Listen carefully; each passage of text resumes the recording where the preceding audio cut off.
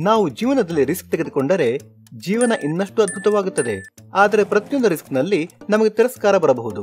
ನೀವು ತಂಡದಲ್ಲಿ ಪ್ರಯತ್ನ ಮಾಡುತ್ತಿರಬಹುದು, ಅಥವಾ ನಿಮ್ಮ ಮೆಚ್ಚಿನ ಬ್ಯಾಂಡ್ ನಲ್ಲಿ ಪ್ರಯತ್ನ ಪಡುತ್ತಿರಬಹುದು, ಅಥವಾ ನಿಮ್ಮ ಕ್ರಶ್ನ ಬಗ್ಗೆ ಕೇಳುತ್ತಿರಬಹುದು. ಹೌದು, ತಿರಸ್ಕಾರದಿಂದ ಹರ್ಟ್ ಆಗುತ್ತೆ.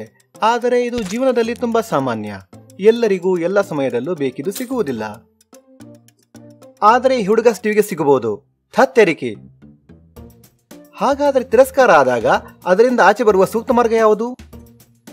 ಮೊದಲಿಗೆ ನಿಮ್ಮನ್ನು ತಿರಸ್ಕರಿಸಿದ ವ್ಯಕ್ತಿಯ ನಿರ್ಧಾರವನ್ನು ಒಪ್ಪಿಕೊಳ್ಳಿ. ಅವರಿಗೆ ಯಾವುದು ಬೆಸ್ಟ್ ಅನಿಸುವುದು ಅದನ್ನೇ ಚೂಸ್ ಮಾಡೋದು ಅವರ ಜವಾಬ್ದಾರಿ. ಆದರೆ ಅವರ ಮನಸ್ಸು ಬದಲಾವಣೆಗೆ ಅವಕಾಶ ನೀಡದೇ ಇರಬಹುದು. ಇದೇ ರೀತಿ ಮುಂದೆ ನೀವು ಯಾರನ್ನಾದರೂ ರಿಜೆಕ್ಟ್ ಮಾಡಿದಾಗ ನಿಮ್ಮ ನಿರ್ಧಾರವನ್ನು ಕೂಡ ಅವರು ಒಪ್ಪಬೇಕಲ್ಲವೇ? ಅವರ ನಿರ್ಧಾರವನ್ನು ಒಮ್ಮೆ ಒಪ್ಪಿದ ಮೇಲೆ ನಿಮ್ಮ ಮೇಲೆ ನೀವು ಫೋಕಸ್ ಮಾಡಿಕೊಳ್ಳಿ. ನೀವು ಸೋತಿರುವುದರ ಬಗ್ಗೆ ಬೇಸರ ಪಟ್ಟುಕೊಳ್ಳದೆ ಇದನ್ನೇ ಫೇಸ್ ಮಾಡಿದ ನಿಮ್ಮನ್ನು ನೀವೇ ಕಂಗ್ರಾಚುಲೇಟ್ ಮಾಡಿಕೊಳ್ಳಿ. ನೀವು ಕೋಪದಲ್ಲಿ ಇದ್ದಾಗ ಅಥವಾ ದುಃಖದಲ್ಲಿದ್ದಾಗ ಏನೂ ಮಾಡಬೇಡಿ, ಯಾಕೆಂದರೆ ಇದರಿಂದ ನೀವೇ ಪಶ್ಚಾತ್ತಾಪ ಪಡಬೇಕಾಗುತ್ತದೆ. ದೀರ್ಘವಾದ ಉಸಿರು ತೆಗೆದುಕೊಳ್ಳಿ. ನೀವು ಯಾರನ್ನು ನಂಬುತ್ತಿರೋ ಅಂಥವರ ಬಳಿ ಇದರ ಬಗ್ಗೆ ಚರ್ಚಿಸಿ.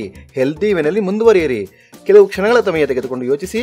ನಿಮ್ಮಲ್ಲಿರುವ ವೈಶಿಷ್ಟ್ಯಗಳು ನೀವಾಗಿರಲು ಸಹಾಯ ಮಾಡುವಂಥದ್ದು. ಸಾಧಾರಣವಾಗಿ ಎಲ್ಲರೂ ನೆನಪಿಟ್ಟುಕೊಳ್ಳಬೇಕಾದ್ದು ಏನೆಂದರೆ, ತಿರಸ್ಕಾರ ಆದ ಮಾತ್ರಕ್ಕೆ ನಿಮ್ಮಲ್ಲಿ ಏನೋ ತಪ್ಪಿದೆ ಎಂದು ಭಾವಿಸುವುದು ಬೇಡ, ಅಥವಾ ಮತ್ತೆ ಅವಕಾಶಗಳನ್ನು ಪ್ರಯತ್ನಿಸುವುದು ನಿಲ್ಲಿಸಬೇಕು ಎಂದಲ್ಲ. ಹಾಗೂ ನಿಮಗೆ ಬೇಕಾದನ್ನು ಪಡೆದುಕೊಳ್ಳಲು ಪ್ರಯತ್ನಿಸಿ. ಆಗ ನಿಮ್ಮ ಜೀವನ ಅದ್ಭುತವೆನಿಸುತ್ತದೆ.